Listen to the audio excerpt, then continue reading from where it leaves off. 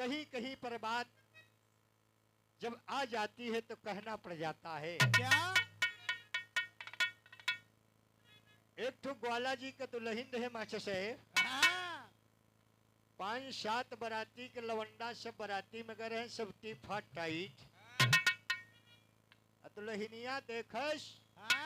तो जितना लवंडा बराती में गए है हाँ। उस सब हरे ओहरे अपन लेफ्राइट में रहा। हाँ। दुल्हन देखे से देख के होने लड़के मजाक करे लागे। वाह। और जब मजाक करे लागे तो दुल्हन कड़ी रहे, समझ गई कि आज इस लड़कों को हमको भी फंसाना है। कि देखा इनकर माई कितना दूध पियाए और कितना दिमागदार लड़का है। हाँ। 5-7 ठी भैंस बांधी रहे चरही में मेरे साथियों।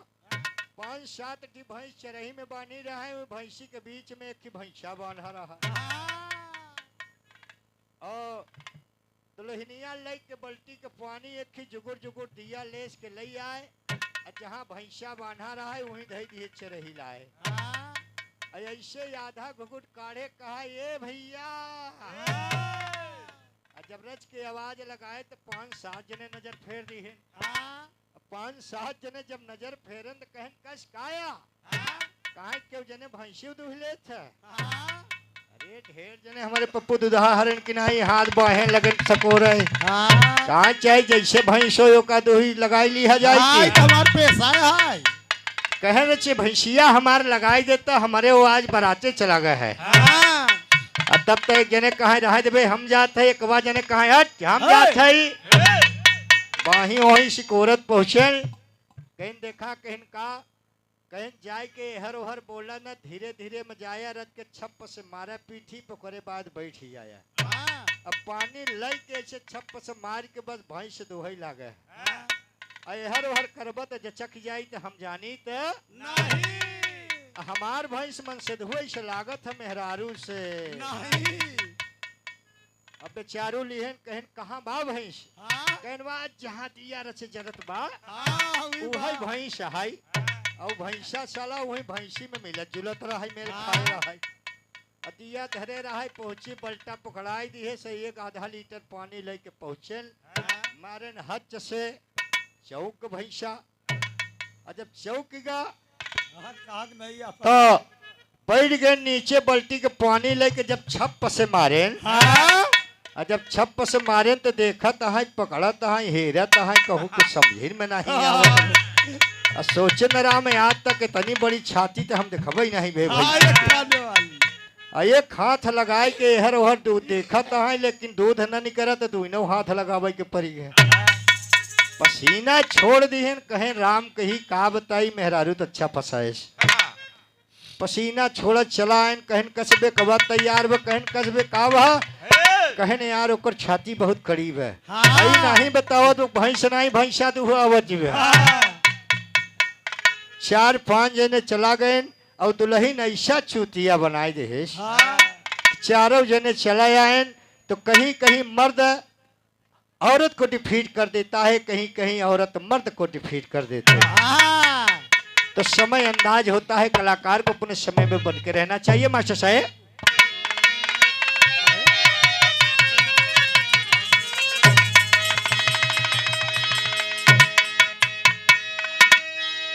आप 2-4 लाइन नेताजी के विषय में गीत को ले लें और हमारे फौजी साहब का आदेश भी है।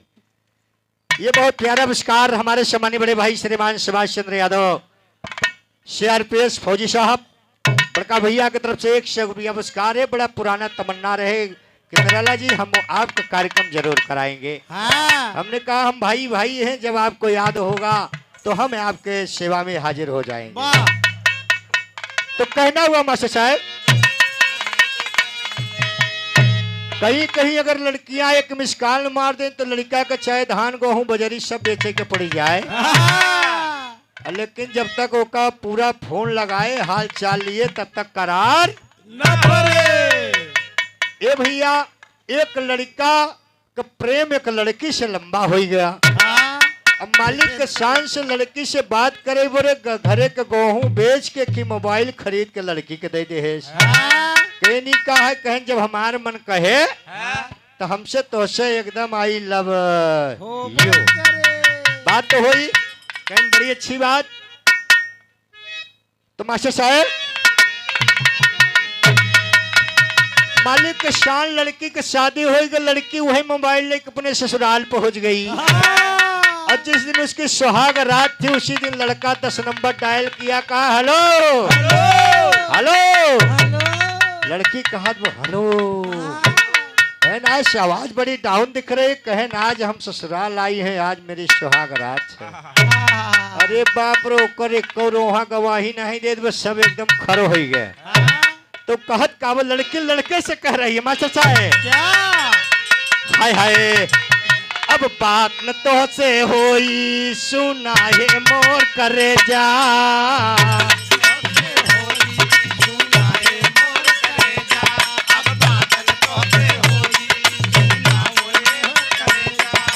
जवन दिहले बड़ा मोबाइल अकेले जा।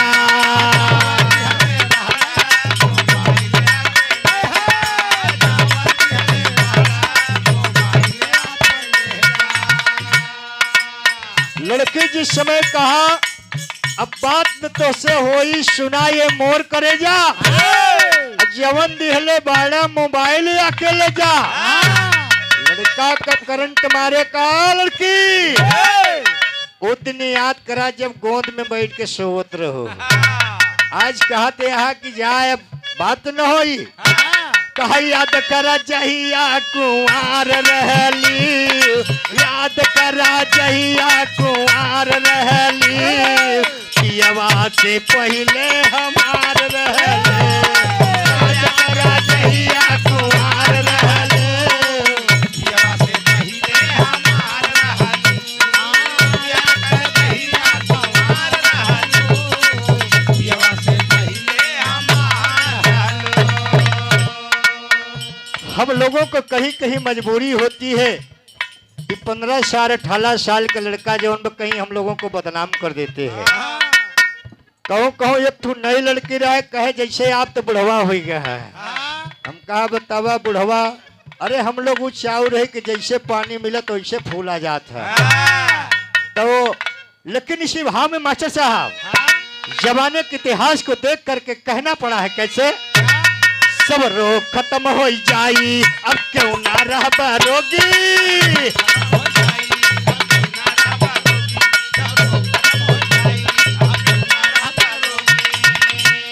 कहीं कहीं पर बात आने पर बात को कही जाती है साथियों। हमारे कुछ कलाकार भाई भी कहीं कहीं बदनाम कर दिए कि गीदड़ के आगे का सियार टिकी है, हमारे शेरवा के आगे का सियार टिकी है। शब्द का संबोधन कलाकार हो, क्योंकि आज ये पार्टी है कल वो पार्टी है, किसी की सरकार आज है किसी की सरकार कल है। लेकिन हमारी बात वो होनी चाहिए कि जो समाज में लायक हो और मेरा बिगड़ा काम बन जाए, क्योंकि सरकार एक जात की नहीं होती है। जब तक समस्त जातियों का आशीर्वाद नहीं होगा तब तक कोई सरकार का नेता अपने काम में कामयाब नहीं होगा। सब रोग खत्म हो जाई अब क्यों ना रह रोगी। खत्म हो जाई अब क्यों ना रह रोगी, सब रोग खत्म हो जाई अब क्यों ना रह रोगी। गुदरी सारंगी लइके गोरखपुर जई है योगी।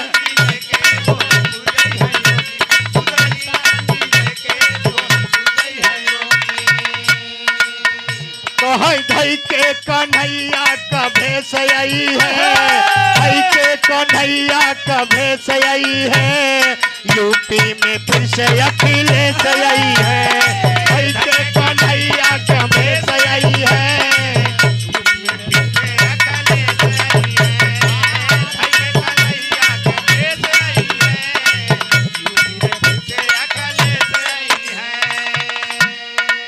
ये हमारे शमानी बड़का भैया श्रीमान कल्लू राम पटेल, ये कादीपुर पावन धरती की तरफ से 11 रुपया पुरस्कार। नमस्ते भैया का बहुत बहुत प्रणाम है, आशीर्वाद का बच्चा है बाबू जी। इसी पर हमारे कलाकारों ने, हमारे गुरु महाराज स्वर्गीय बाबू लहरीलाल जी ने तेरी लाइन में बड़ी स्पष्ट बात लिखा है आज की हालात को देख करके। क्या लिखा मास्टर साहब? बोल जा। कहीं अरे राम लड़ैया तुई नौपीर में फंसी, अरे लड़ैया तुई नौपीर में फंसी, अरे तो एक और कंस बंस बा एक और कुमर कन्हैया, लड़ैया तुई नौपीर में फंसी।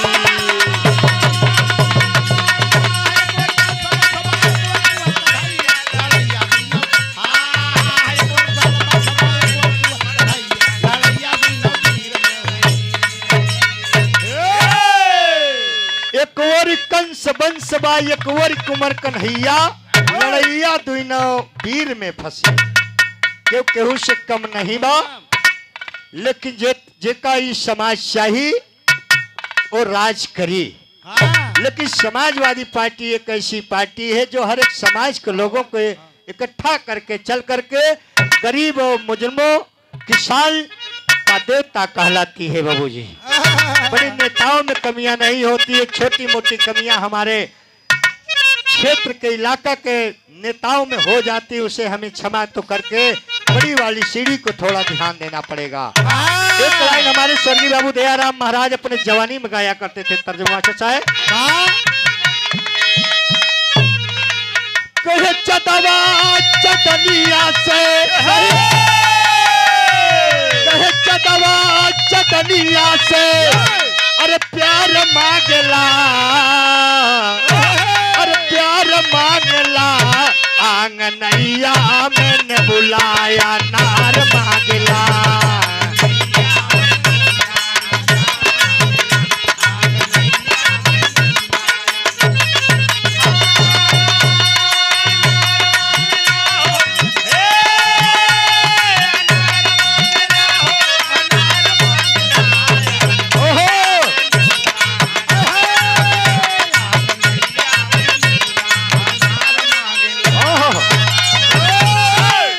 इसे पुराना तर्ज हो लेकिन आज भी तर्ज में दम रहता है। जो रिंकू टिंकू पिंकू जब से हाईवे चली गए तब तक काम ढेर बिछड़ गए, मास्टर साहब आगे हो गए।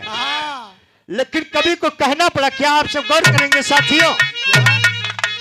कहे यूपी में सपा सरा, अरे यूपी में सपा सरा, अरे कार चाहिला,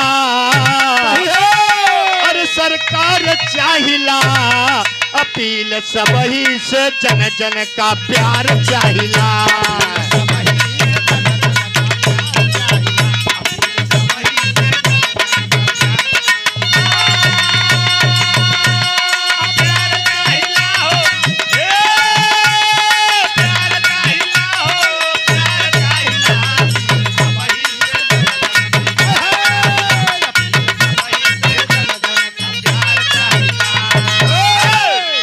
हमारे सम्मानीय बड़का भैया श्रीमान लालचंद भारतीय, हमारे लल्लू भैया का मौसिया, अब पता नहीं बड़का है कि छोटका का हो। लालचंद भैया की तरफ से 11 रुपया पुरस्कार है, बहुत बहुत सलाम है, आशीर्वाद के बच्चा है। यूपी में सपा सरा, अरे कार चाहिला, अपील सबही से जन जन का प्यार चाहिला।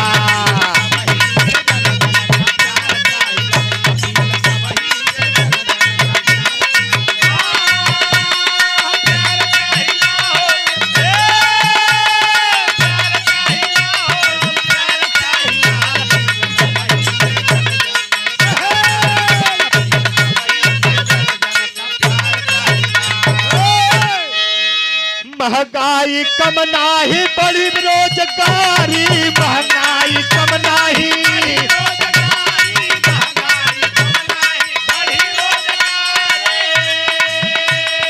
कितने जवान गए फसिया के गारी,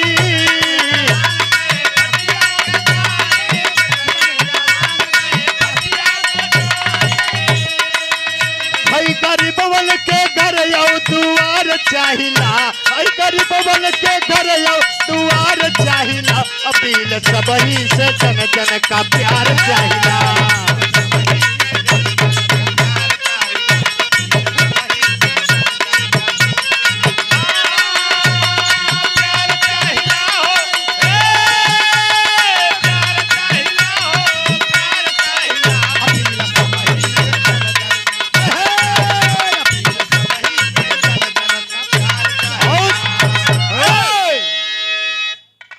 अच्छा, ये हमारे सम्मानीय बड़का भैया श्रीमान लाल जी यादव जी, इसी ऐतिहासिक धरती की तरफ से जहां पर कार्यक्रम हो रहा है, भैया की तरफ से कैसे पिया पुरस्कार है, बहुत बहुत सलाम है, आशीर्वाद का इच्छा है, सभी श्रोता बंधुओं को बहुत बहुत सलाम है।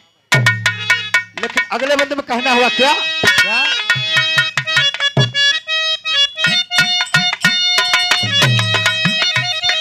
नायक मुलायम देख गईले निसनिया,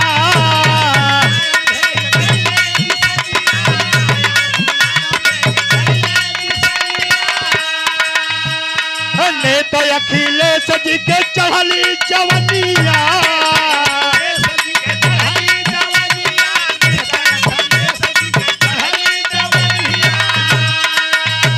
गरीबवन के कपड़ा मकान चाहिला, गरीबवन के कपड़ा मकान चाहिला, अपील सबही से जन जन का प्यार चाहिला।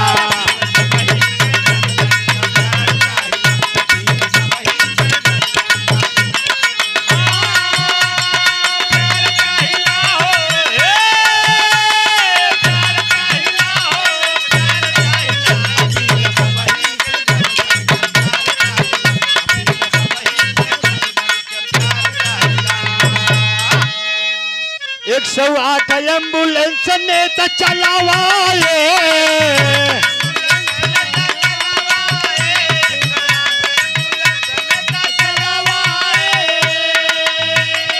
नहरत बुलिया के पानी माफ कराए,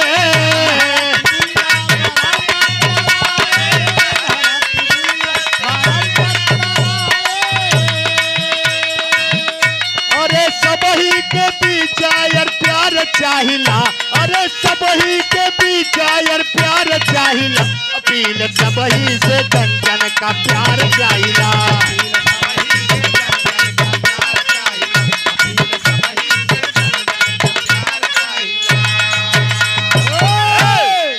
ये तो आप सबके समाजवादी क्रांतिकारी पार्टी की तरफ से ये 5-7 मिनट के आप सबके बीच में गीत था, और हमारे शिवाज भाई फौजी साहब का भी निवेदन था कि गायन चाहे 5-7 मिनट के, लेकिन गीत दोनों कलाकारों की तरफ से नेताजी के विषय में जरूर होना चाहिए।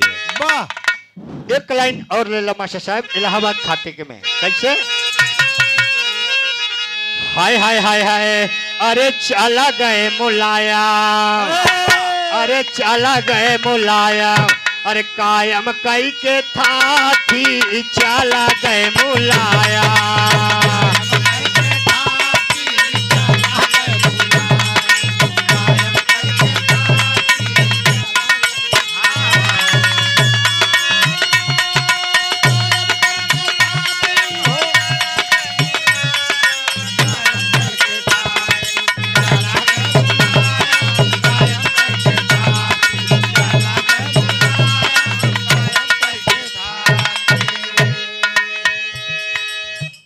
भरत भरी में कहे रहा ए बाबू, अरे चला गए मुलायम, अरे चला गए मुलायम, अरे कायम कई के था थी, चला गए मुलायम।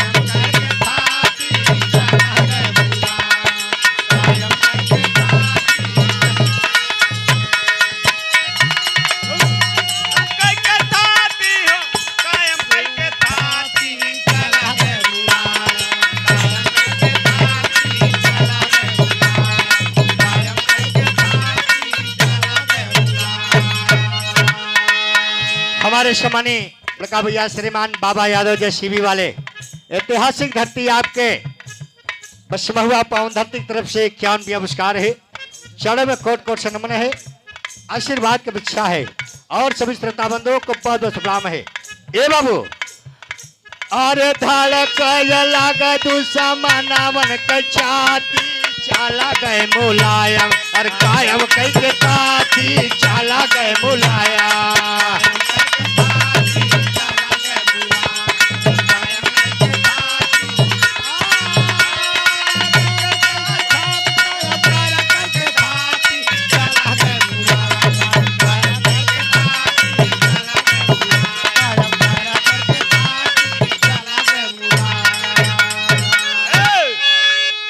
1939 में लिहल जनमवा।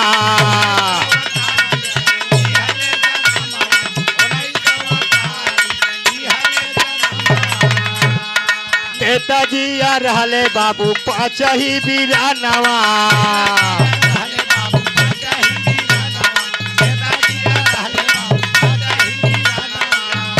अरे दर दर चर्चा में उनके दिन राती चला गई लाया काया में कई के ताथी चला गई नेताजी।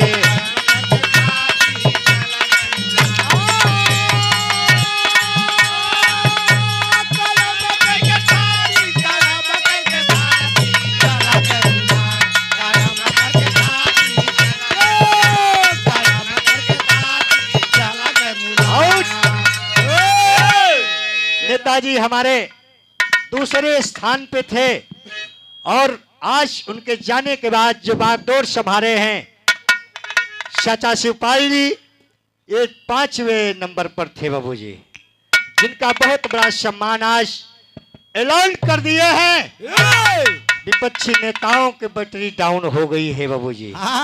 सत्ता तो आएगा और यूपी नहीं हिंदुस्तान की काया में परिवर्तन होगा जरूर। लेकिन कहना हुआ क्या, हाय हाय संघर्षवादी रहले नेता तौने छानवा।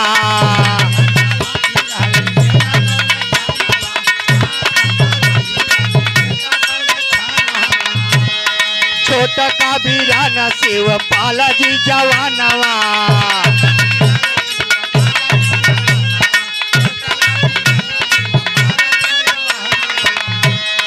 देखी देखे तू समन के धड़कई लागे छाती चला गए मुलाया कायम कई के।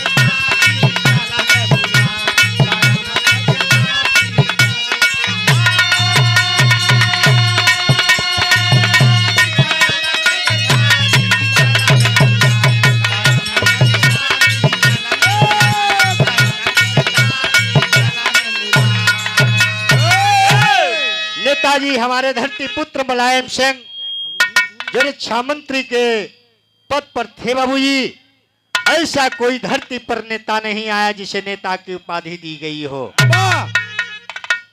एक नेता की उपाधि दी गई तो क्रांतिकारी नेता में सुभाष चंद्र बोस जी को, या तो दूसरे नेता की उपाधि मिली तो धरती पुत्र मुलायम सिंह यादव जी को, जो जनता के विषय में और सबको सम्मान और सबको रोजगार और दुखिया गरीबों को सबके पुकार सुनने वाले ऐसे मसीहा धरती पर इकलौता नेता जो थे जो राजनीति कर रहे थे।